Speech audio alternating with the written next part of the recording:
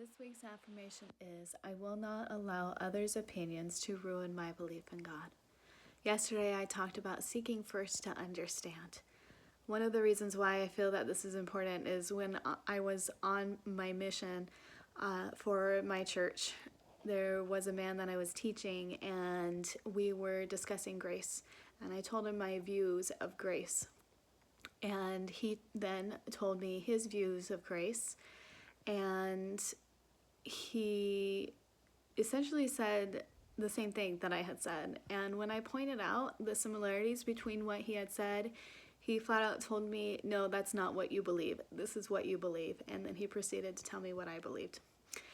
And so it showed me that he really was not listening to what I had to say and to what I really believed.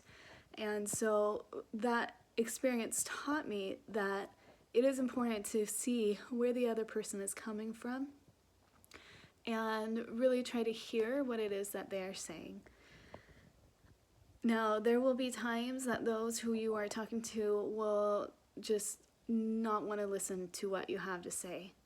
And in those cases, sometimes if we push them and keep discussing it, and things can get heated and feelings of discontent and frustration and even anger can come up. And so in those moments, the best thing that we can really do is simply state what we believe and then move on from it. Change the subject or walk away, depending on what your situation is.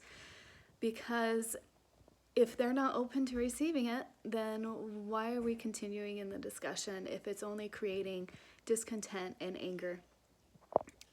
We're not creating a connection with them. And I feel that that we really should try to connect with people, whether we believe in the same things or not. So that is still standing up for what you believe.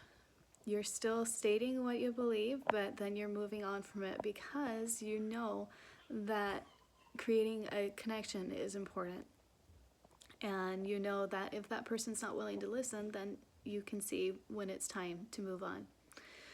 So remember as you go throughout this day that to live in congruence with what you believe.